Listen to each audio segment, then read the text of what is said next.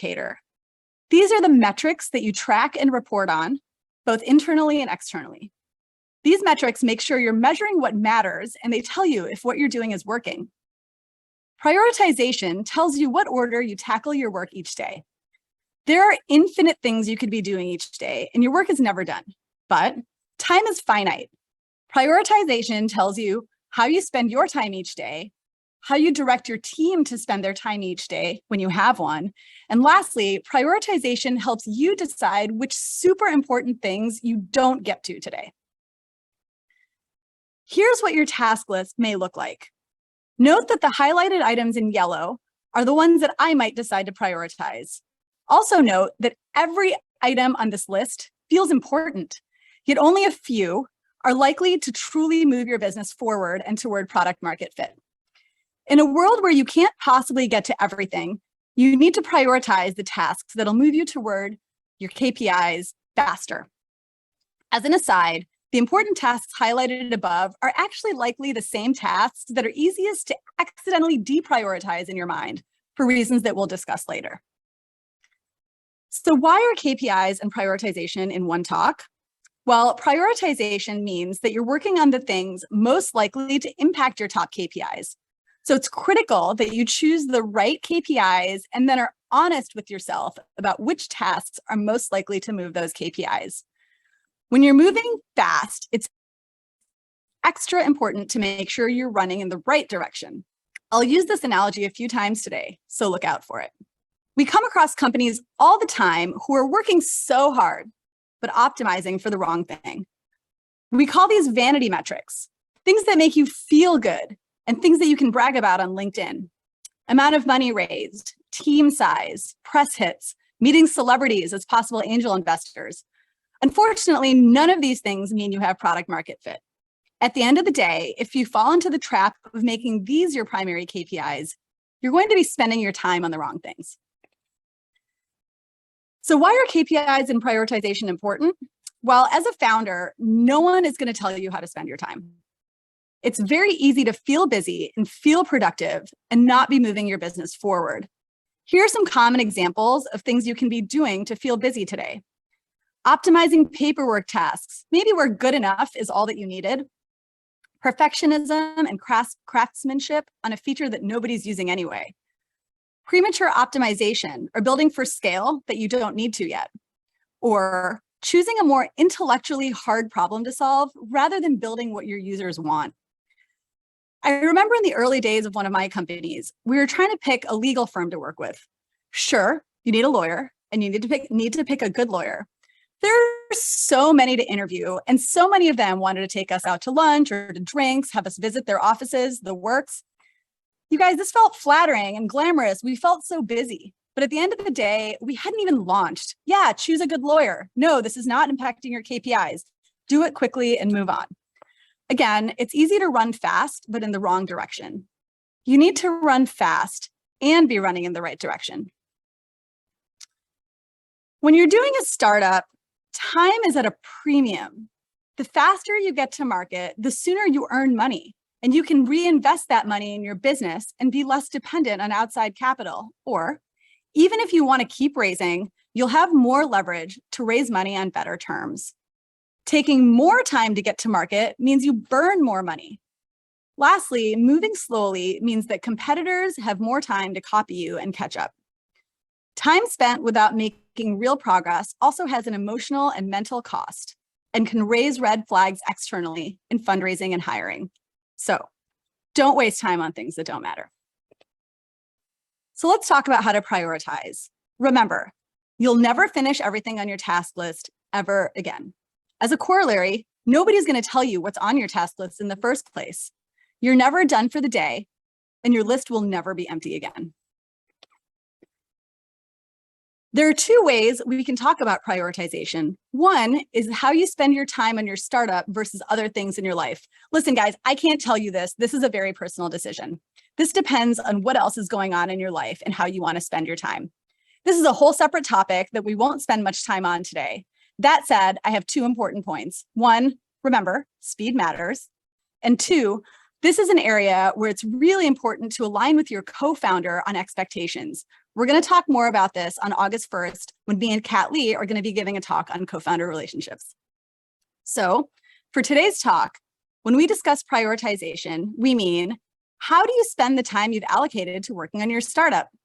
Let's make sure that you're doing the most impactful things with your valuable time. Okay, so step one for prioritizing. We're going to talk more about how to set KPIs in the next section, but I want to talk about why this is critical for prioritization. So first, you need to identify your top KPIs. If you've launched, your primary KPI should be revenue growth. If you don't want to make revenue growth your primary KPI, you need to really push yourself on why. We talk more about this later in this talk, but this is important enough to mention here. A non-revenue KPI is rarely the right one, and we'll talk about a few exceptions later. If you're pre-launch, your KPIs in the short term might be weeks until launch or number of conversations with users. But once you do launch, please quickly shift your KPIs to revenue growth. Second, you need to decide, what's your KPI goal for this week? We'll talk about goal setting later, but assume that you have some goal. For example, 10 more paying customers by next week. Make sure this ladders up to any longer term goals that you have. The reason setting the right KPI goals is critical is that it'll remind you of the urgency of growing fast. Early growth compounds, and tracking goals weekly reminds you of this. Here at YC, we talk a lot about the early days of Airbnb, where the founding team wrote their weekly KPI goals on their bathroom mirror, so they were facing that reality multiple times a day. In addition to identifying the right KPIs, you also need to identify your biggest bottleneck or problem in moving your top KPI. Here's an example from a YC company called Super Daily, a daily grocery subscription service in India that sold to Swiggy in 2018. Super Daily faced a scenario early on when they launched V1 of their product. There were a ton of things to be optimized. You guys picture this business. It's operationally complex with a mobile app, ops tooling, inventory management, and a whole lot of messy on-the-ground logistics. But their North Star, growth. And they were able to see clearly that their bottleneck was the conversion of users who actually got pretty far down the sign-up flow and then churned. So they asked themselves, why are high intent users not converting? That was the biggest problem they needed to solve. And the first tasks they prioritized were conversations and experiments to understand this. By focusing on this question, they realized that high intent users were dropping out because a lot of users wanted a specific milk brand that Super Daily didn't carry. It wasn't a UX friction issue or an app issue. So they onboarded that milk brand rather than beautifying their sign-up screen. Once they solved this, then they started looking at how to convert users that were maybe farther up the funnel or lower intent, users that were referred by word of mouth or people that were casually checking out Super Daily. So by the time those users got farther down the funnel to the high intent phase, they now had that top milk brand on the app, and they knew that they weren't optimizing a funnel that would leak farther down. By onboarding this new brand, Super Daily was able to increase their conversion rate by 50%. Here's a simple framework to prioritize aggressively to optimize for that KPI goal. Number one, write down any ideas that you might have to hit your goals. Don't start working on them right away. It's really easy to chase shiny new things. Just write them down. Next, you want to rank by probability of success and then sub-rank with respect to complexity or how long it's going to take you to do this task. Pick only a couple of things to try. Once you pick a few tasks and start working on them, if your KPI isn't moving, be really honest about why. Ask why several times until you feel like you can actually understand the real reason, even if it's hard to hear. Per the example of Super Daily earlier, it might be something simple like the milk brand. Do retros in your weekly initiatives. Are you predicting impact and complexity well? Did you complete all the tasks you were expecting to complete in this sprint? If not, next time, break them down more. Give yourself time blocks to reduce context switching. Or maybe, did you accidentally work on some of those fake progress tasks we talked about? Just do better next time. And then move fast, learn, and then do something differently the next time if what you did didn't work. The definition of insanity is doing the same thing over and over and expecting different results. Don't let indecision slow you down. Just pick a path and keep moving. Ideally, you're going to be growing fast. If not, talk to a lot of users fast. Churn through your bad ideas fast so that you can get to working on the right good ideas as fast as possible. Don't waste time on indecision. So as a sanity check, here are some things that should and should not end up on your list in most cases. Since we're talking about the 90% case here, and specifically talking about early stage startups, here are a list of example tasks that you should see on your task list. Talking to users, and then building and iterating based on user feedback. When you're spending time talking to your customers and responding to support emails, there is a direct path to revenue growth. The only way you know what your customers want is by talking to them all the time. And the only way to grow is by building something people want. Not much else is going to help you at this. Here's some things that should not end up on your task list, AKA fake progress. Passive fundraising conversations or coffees when you aren't actively raising. When you do decide to raise, it should be deliberate, focused, and time-boxed. Conference attendances. Other than a few select industries, this generally won't move your needle at an early stage. Third, arbitrary technical milestones. Spending time optimizing technical benchmarks, launching an Android app. Unless you're hearing clearly from your users that this is a burning pain point, this is probably fake progress at this point. You guys, this fake progress list, it's not anything to be ashamed about. Smart people put these things on their list all the time. We've all done it. These are all tasks that can make you feel good. They boost your ego. They're metrics that you can brag about on LinkedIn. They might make your mom proud. They might make your ex-boyfriend jealous. But what they don't do is they don't necessarily get you closer to product market fit. Here are some common tricks your brain plays on you when you're trying to prioritize. These are tricks and traps that your mind has to help you avoid negative feelings like shame, despair, embarrassment, self-doubt. Here's the first trap. Many people are drawn to low leverage tasks. Why? They provide a sense of accomplishment. They allow you to check things off your list, and it's so tangible. At a time when your startup's future is uncertain, there can be so much satisfaction in checking tasks off a list. Don't fall into this trap. Here are some examples of this. Spending too much time optimizing paperwork or on licensing, incorporation, equity. This is not an area where you need to optimize or innovate. Just follow the standard advice to stay legal and compliant. Slightly cheaper workers' comp insurance or a slightly better equity structure is not going to make or break your business. Taking meetings with potential investors, advisors, partners, or building cool, hard features that you don't know people want yet. Again, these things can make you feel really good and really smart. Solving hard problems is awesome. Unfortunately, it's not going to help you find product market fit sooner. It's just going to be things you're checking off a list. The second mental trap I want to talk about is that sometimes you can fool yourself into thinking something is working when it's really not. Be honest with yourself. It doesn't feel good to admit to yourself or your teammates or your investors or your mom that things aren't going well. But you're not doing yourself any favors by not diagnosing problems early and often. Slow growth can be deceptive. It's easy to mistake slow growth for product market fit. As someone that's worked at both kind of slow, steady growth companies, my own startups, and companies with clear product market fit, like Doordash, trust me, you guys, these types of growth feel fundamentally different. Third trap I want to talk about is perfectionism or indecision blocking progress. When nothing seems to be working, it's really easy to make every decision feel like it's going to make or break your company. In reality, most decisions don't matter. And for the ones that do, it's okay to decide wrong first and then fix it later. Just keep moving. So the best case scenario, the one you can put on a pedestal, is a scenario where you make the right decision quickly every time. This is completely impossible. No one's going to achieve this. I recommend the second best option, which is to make pretty good decisions quickly. And then if they turn out to be wrong, fail, learn, and switch to what's working quickly. As a startup founder, you have dozens of decisions to make every day.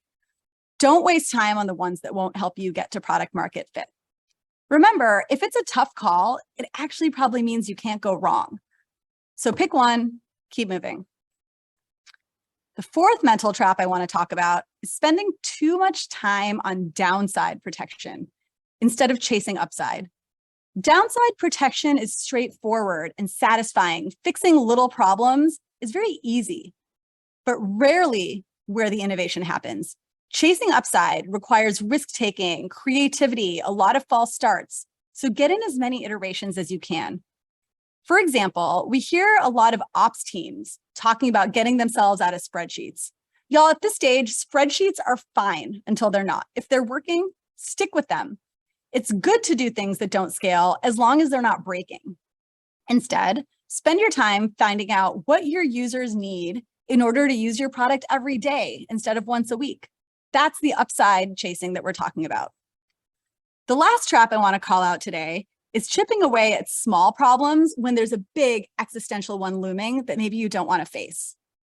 For example, you may tell yourself, hey, my 150 users are asking for one-click ordering. Let me go build it. You guys, you only have 150 users. This is a problem. Maybe you've only had 150 users for the past 3 months and they're starting to churn and no one new is signing up. That's your biggest problem. Go solve that. So here's a quick recap on prioritization. You'll never get to everything on your task list. You have to use KPIs to prioritize your work and only work on the biggest blocker to your primary KPI. And be honest with yourself and fail fast. So now let's talk about how to choose the right KPIs. Remember, we can't afford to waste time running fast in the wrong direction. Let's define primary and secondary KPIs. Your primary KPI or primary metric is the main metric you use to measure whether your business is on track. For the vast majority of startups, your primary KPI should be growth and ideally revenue growth. This indicates that you've built something people want and you're on track to building a huge business. As we've mentioned, there are a few exceptions to this. For example, maybe a marketplace business might choose signups or GMV as their primary KPI, or an early enterprise business with a long sales cycle might choose letters of intent. Secondary KPIs are things that need to be tracked, moving in the right direction to make sure you're not cheating on your primary KPI, or to give you an early signal when your primary KPI is very lagging. Here's some examples of secondary KPIs. Retention and churn.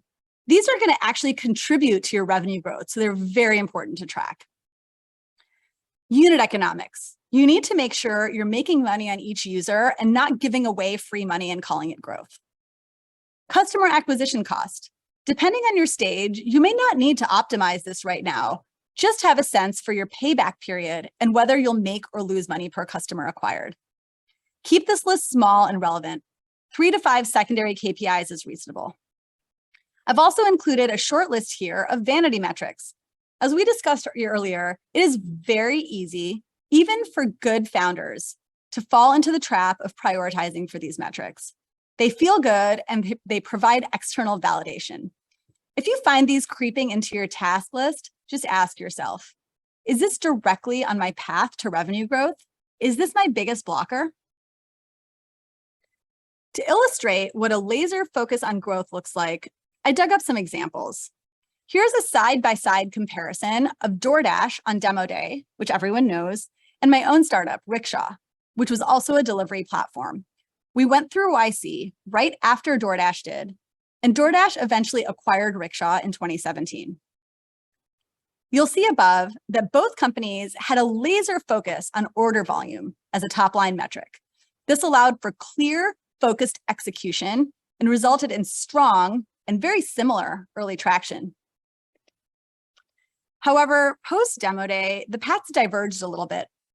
Rickshaw had a bit of trouble fundraising despite comparable early traction to Doordash. This caused us to make a decision out of fear. And instead of continuing to have a clear focus on top-line growth as Doordash did, we tried to optimize for both growth and unit economics. We tried to hedge, and this was very dangerous. This split focus put us in a weird no man's land of slow growth, which, as we described before, can kill startups. There's a lot more nuance about profitability versus growth that I won't get into here. The main message today is to choose your primary KPIs and don't try to get smart and optimize for 2 or more hard things at once. If you want to hear more about profitability versus growth, I actually did a short video on this already, and it'll be linked in the Zoom chat for you to watch later. So now that we've talked about how to define primary and secondary KPIs, how do we set targets? Assuming growth is your primary KPI, how much growth is enough? This depends on your business and your stage, but in Paul Graham's classic essay about growth, he notes that for a company going through YC, 5 to 7% week over week growth is good, and a 10% week over week growth is exceptional. As I've said a few times now, small changes in weekly or monthly growth rate really compound and make a difference in the long run. So early growth is better than late growth if you can choose. That number on your bathroom mirror, per the Airbnb story, reminds you to focus on this early. Here are a few factors that might impact your growth rate that you might want to keep in mind. First, latent demand might boost early growth. Perhaps some early users will be willing to put up with an inferior product experience because you're solving an urgent need. But that growth rate might be tougher to sustain later. For enterprise businesses, the length of your sales cycle might be long. This should go down over time, but it might impact early KPI and goal setting. In these cases, you can set goals around other process metrics, for example, leads in different stages of your funnel. Another thing that might be impacting your growth rate is whether you're doing organic or paid user acquisition. Early on, organic is ideal. You should know where to find your first few passionate users and talk to them directly, and ideally have them spread the word. You can also run paid acquisition tests so that once you have a product that's growing organically and a sense for payback period, you can crank up the ad spend to drive growth. But please don't do this too early and don't leak money on this strategy accidentally. The last thing I want to talk about on this slide is retention and engagement. We get a common question. Should we focus on getting new users or focus on retaining our existing users? The short answer to this is you have to do both. The slightly longer, nuanced answer is that both will impact your revenue growth. So get a sense for which one's going to have more impact. First, make sure you don't have a problem with churn and that your users are sticking around long enough to pay back their acquisition cost and to tell their friends. You don't want to bring new customers into a substandard product. But beyond that, of course, focus on bringing in new users. Ultimately, both these metrics will need to be strong to sustain a healthy revenue growth. To share another example from Super Daily, early on, they realized that the acquisition numbers they were tracking were not reflecting a healthy growing business and could be artificially boosted due to paid promos. To protect against this, they switched their track metric from signups, which was too easy to game, to tracking customers who'd placed 5 or more orders, since they saw this as a leading indicator to customers that were very likely to become long-term revenue-generating customers. This helped the Super Daily teams align their marketing and their overall revenue goals to chase top-line revenue growth. When setting targets, there are 2 possible approaches, and you can and actually should do both. Your first option is a top-down approach. Set a goal or a milestone that you need to reach sometime in the future. For example, $5,000 in MRR by the end of startup school. Back into that weekly growth rate that you need to achieve that longer term goal. The Airbnb demo day example is a great example of this. Set a target and obsess over it. Compounding matters, so getting an early start helps a lot. Your second option is a bottoms-up approach. Ask yourself, what do you think is realistic for you to get done in the next week? Then you can project out from there. As a thought exercise, when doing a bottoms-up goal setting, you can ask yourself, what could we achieve with unlimited funding? A lot of people in their heads think that funding is a bottleneck, so let's remove that. What could we do in the next week with unlimited money or resources? Then ask yourself, what creative ways can we still achieve that even with limited funding? Set your goal. Super Daily has an awesome example of using this bottoms-up approach that actually led to a key insight. After doing this thought exercise of what they would do with unlimited funding, they concluded that to grow, the main thing they needed to do was activate more apartment complexes. And suddenly they realized that money wasn't actually the big bottleneck. Rather, they needed to create a repeatable operational process to activate these apartment complexes. This type of goal setting led to more focused problem solving and execution. Between top down and bottom up, either is actually fine. I recommend periodically doing both to see whether what you're doing is realistic, achievable, and ambitious at the same time. Just make sure that you're checking to make sure that you're always on track to build a big business and aren't accidentally ending up in that no man's land of underwhelming but consistent growth. Let's talk a little bit more about some non-revenue KPIs that may be tempting, but not always right. First, CAC to LTV ratio. You might hear these buzzwords together. These are generally concerns kind of later in your business, but they usually come post product market fit once you have a fundamental business that you know people want, and then you need to reliably scale your user base. So for now, we recommend you only worry about payback period. Ideally, your payback period is zero, as in $0 spent on CAC, so customers are profitable on day one. If you do need to spend on CAC or on paid acquisition, get a sense for how quickly users pay back that CAC and whether you're reliably hitting it.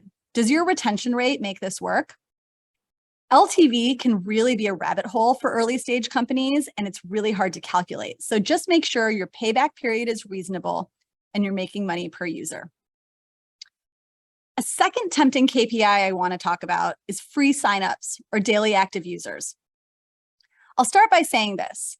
Paying customers will have very different expectations for a product than free customers will. So if you plan to charge for your product eventually, don't mess around getting feedback from free customers. It'll likely be the wrong feedback. Get paid from day one, or at least don't count those users as part of your growth. The main exception here is for marketplaces or products that have a strong network effect and need volume in order to have utility. Uber is a great example of this. Without enough drivers on the platform, the user experience was not good enough for riders to pay a premium for. In these cases, signups or GMV can sometimes suffice if no revenue is being generated yet. I have a couple of stories of startups spending too much time on signups and shifting to revenue too late in the game. Scribd was an early YC company that went through in summer 2006. They spent their first 4 years primarily growing a free product, and they were afraid of losing their millions of customers if they started charging. As you can see in this graph, in year 5, so remember they started in 2006, in mid-2010, they started charging. And while they did lose over 90% of their customers, their revenue grew by infinity percent. They finally had a business. And while Scribd already had millions of users, it wasn't until they started charging that they started to really learn what their paying users wanted. I want to talk about JamGlue, my first startup. Coincidentally, we also went through YC in summer 2006 with Scribd. We had a thriving community of several million content creators using a free product. It wasn't until our Series A term sheet fell through at the 11th hour and we were completely out of cash that we had to switch our primary KPI to revenue out of necessity. As soon as we did this, revenue growth rapidly picked up and it made us default alive. We wished we'd started generating revenue sooner so we could have taken advantage of those compounding effects when we needed them most. Quick note on this. So both these companies were founded in 2006. It was a different era, like revenue wasn't cool yet, but the same lessons still apply and can still be applied today. I want to quickly talk about a few exceptions, other exceptions to revenue KPIs. And this is hardware companies, biotech companies, enterprise businesses with a long sales cycle. In these businesses, it can be more challenging to measure growth. And in these cases, something like letters of intent, contracts, maybe even technical milestones might be reasonable metrics. but please keep yourself honest and make sure that these are actually indicators of actual progress and growth, and audit them frequently. So I want to summarize what we learned today. First, you always want to move fast, but make sure you're moving in the right direction. Here are some key notes about prioritization. You will never get to everything on your task list. You need to use KPIs to prioritize your work and only work on the biggest blocker to your primary KPI. Be honest with yourself and fail fast. Here are our best practices for setting KPIs. Your primary KPI should probably be revenue growth unless there are exceptional circumstances. Secondary KPIs are important to track, but not necessary to optimize just yet. In the early days, be laser focused on your primary KPI and use both scalable and unscalable tactics to move that metric. Now, I challenge each of you. At the end of this talk, you should each write down your primary and secondary KPIs and set ambitious targets that you need to hit by the end of July. Next, audit your task list for the week and make sure you are laser focused on hitting those goals. I know a lot of you are in Slack and WhatsApp groups for Startup School. I encourage you to share your KPIs and your goals with your community and get feedback and hold yourselves accountable. I hope this talk helps at least one of you get to product market fit faster. We'll now open it up to Q&A, and I'd love to hear any questions you have about your own company's KPIs.